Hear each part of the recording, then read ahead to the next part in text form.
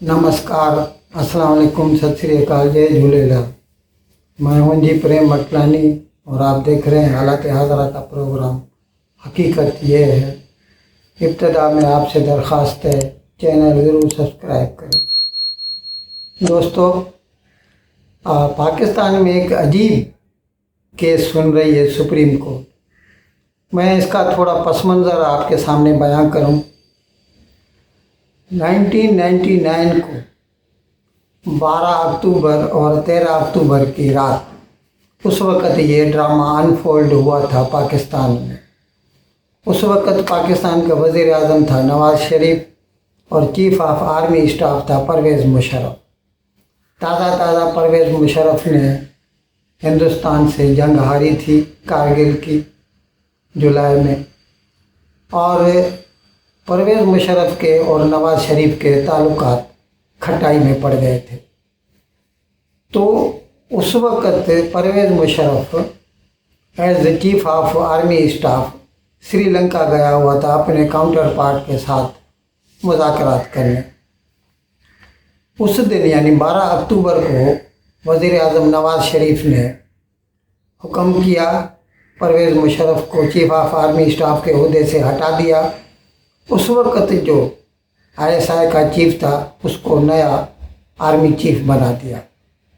अब जैसे ही परवेज़ मुशर्रफ को इसका इल्म हुआ, वो अपने ख़ास तैयारे में वापस आया और सीधा कराची आया, जबकि आर्मी हेडक्वार्टर रावलपिंडी में है, लेकिन वो कराची आया। उस वक़्त कराची एयरपोर्ट पर जो एयर ट्रैफिक कंट्रोल था, उन्होंने उसको उतरने से इनकार कर दिया, क्योंकि सिविल एविएशन मिनिस्ट्री ने उनको मना कर दिया था। तो उस वक़्त कराची का जो कोर कमांडर था उसने मुदाखलत की, उसने धमकी दी एयर ट्रैफिक कंट्रोलर को, और फिर परवेज़ मुशर्रफ नीचे उतरा। ये सब कुछ, ये जो ड्रामा हुआ, ये 12 अक्टूबर और 13 अक्टूबर के बीच वाली रात को हुआ था। और उस वक़्त फिर आर्मी ने टेक ओवर शुरू कर दिया। हकीकत में परवेज़ मुशर्रफ के आने से पहले ही शुरू कर दिया था।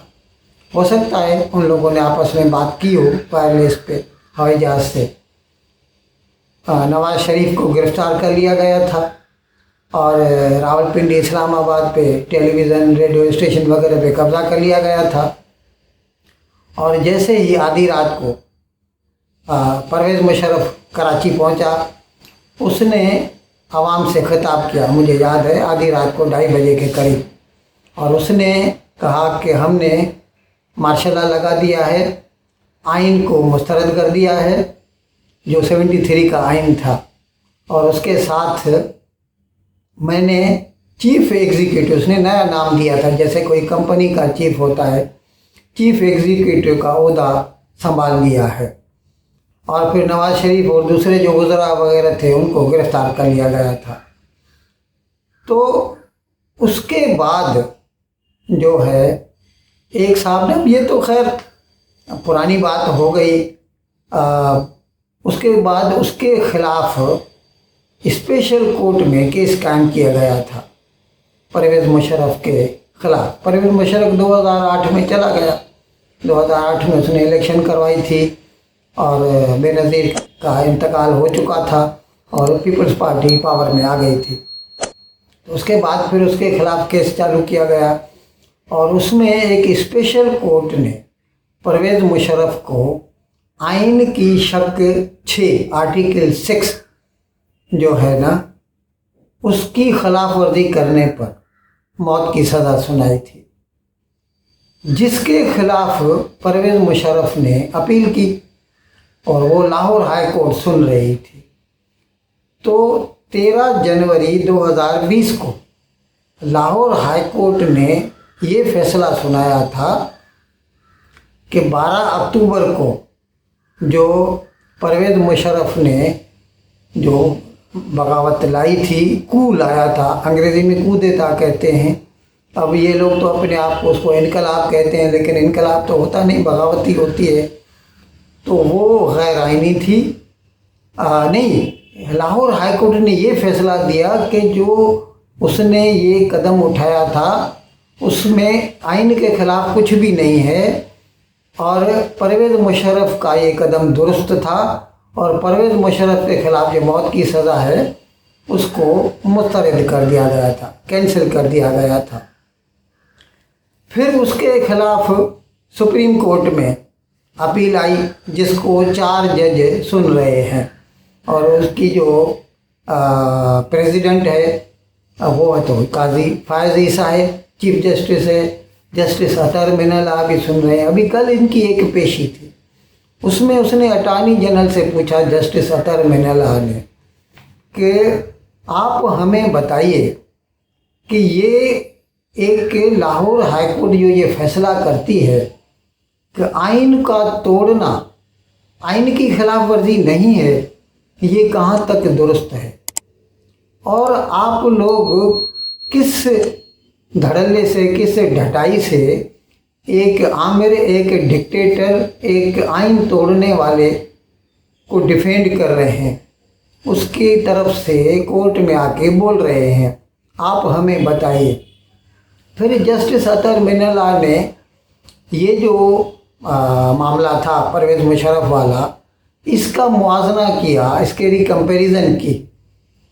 2007 میں جبھی پرویز مشرف نے سپریم کورٹ کے ججوں کو ہٹا دیا تھا، افتخار چودھری کو ہٹا دیا تھا، تو اس کے بعد پورے ملک میں قانونی برادری جو اٹھ کھڑی ہوئی تھی، وکیلوں نے جلوس نکالے تھے، لانگ مارچ کیا تھا، حتیٰ کہ اس وقت پرویز مشرف کو جھکنا پڑا اور افتخار چودھری کو واپس سپریم کورٹ کا چیف جسٹس بنانا پڑا تھا۔ تو جسٹس اطہر من اللہ یہ پوچھ رہے تھے کہ آپ ہمیں بتائیے، آئین کا توڑنا بڑا گناہ ہے یا ججوں کو ہٹانا بڑا گناہ ہے؟ کہ ججوں کو ہٹاتے ہیں تو پورا ملک اٹھ کھڑا ہوتا ہے، اور آئین کو توڑتے ہیں، آئین کے منظوری سے مطلب اس کی طرف سے چنی ہوئی جو سرکار ہوتی ہے، منتخب گورنمنٹ جو ہوتی ہے، اس کو ہٹا دیا جاتا ہے بندوق کی نوک پر۔ اور لاہور ہائی کورٹ یہ فیصلہ کرتی ہے کہ اس میں کوئی مذائقہ نہیں، کوئی غلط بات نہیں ہوئی۔ آپ کیا اپنی مثال پیش کرتے ہیں آئندہ جنریشنز کے لیے؟ آپ ہمیں بتائیے۔ تو خیر ابھی اس کی جو سنوائی ہو رہی ہے، لیکن اس سے اتنا تو معلوم پڑتا ہے کہ اس وقت کی جو کورٹیں ہیں ان کو آئین کی پاس خاطری ہے، انہیں لگتا ہے کہ آئین کو توڑنا غلط ہے، لیکن ہمیں نہیں لگتا اس سے جو گراؤنڈ سچویشن ہے پاکستان میں اس کے اوپر کوئی بھی اثر پڑے گا۔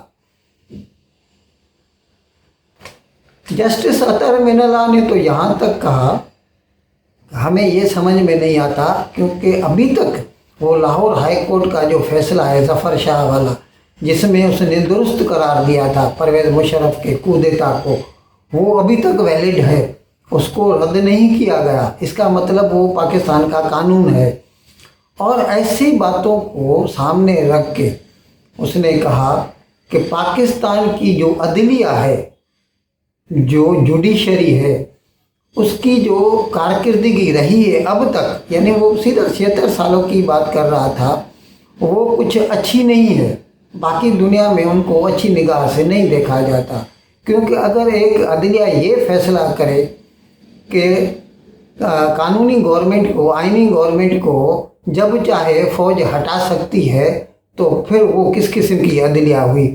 اس سلسلے میں کل تو اس نے تو نہیں کہا جسٹس اطہر من اللہ نے یا فائز عیسیٰ نے، میں آپ کو یاد دلا دوں 5 جولائی 77 کو بھٹو کی حکومت کو جنرل ضیاء نے ہٹا دیا تھا۔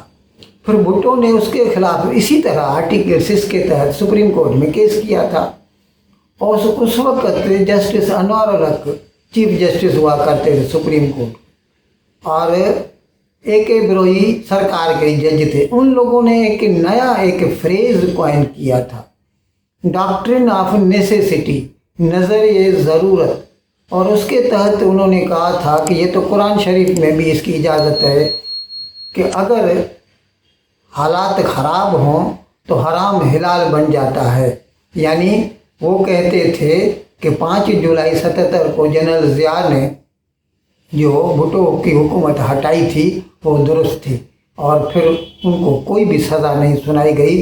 उल्टा भुट्टो के ऊपर एक झूठा केस कायम करके उससे इसी जस्टिस अनवारुल हक ने जो है मौत की सज़ा सुनाई थी। इसीलिए मैं कहता हूँ, और ख़ुद कल अतर मिनल्ला ने भी जस्टिस ने कहा कि पाकिस्तान की जुडिशरी का जो रिकॉर्ड है कुछ अच्छा नहीं है। यहाँ तक कहा जस्टिस अतर मिनल्ला ने कि ऐसे जज साहिबान जो इस किस्म के फैसले देते हैं उनकी तस्वीर सुप्रीम कोर्ट के कॉरिडोर्स में लगी हुई है।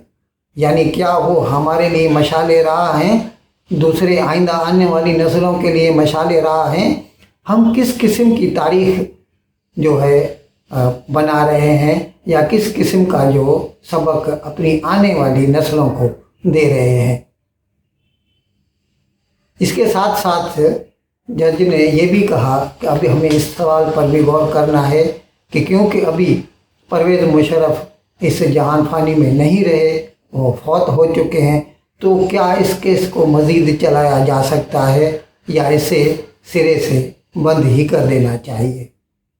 इन अल्फाज के साथ मैं आज का प्रोग्राम ख़त्म करने की आपसे इजाज़त चाहता हूँ, लेकिन विदाई लेने से पहले एक मरतबा फिर आपसे मेरी दरख्वास्त है कि जिस किसी साहब या साहिबा ने अब तक हमारे इस चैनल को सब्सक्राइब नहीं किया, हज़राए करम इसको जल्द से जल्द सब्सक्राइब करें, प्रोग्राम को लाइक करें, शेयर करें और घंटी का बटन दबाना न भूलें। बहुत बहुत शुक्रिया। खुदा हाफिज़।